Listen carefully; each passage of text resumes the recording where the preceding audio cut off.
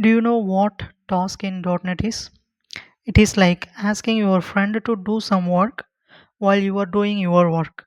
So it runs in background and tells you when it is done.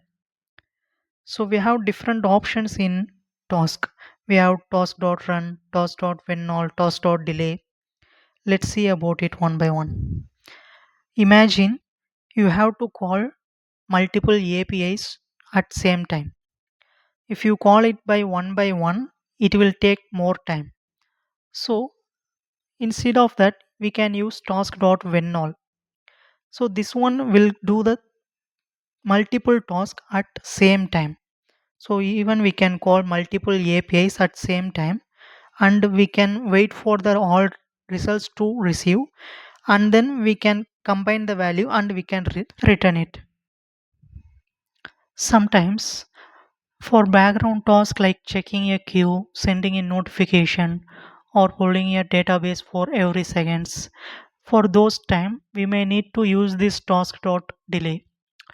So it is better than task.sleep because task.sleep holds the thread.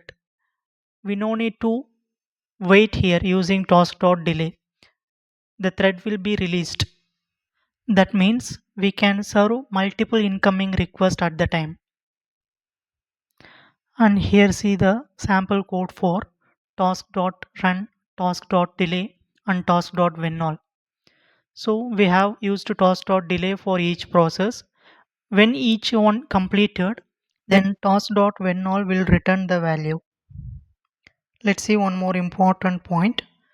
So whenever we are using multiple tasks and we are using task.when for that, in case if there is any error in middle, at the time task.run when all it won't throw all the responses that was get succeed. Instead it will return the error like this. Thank you.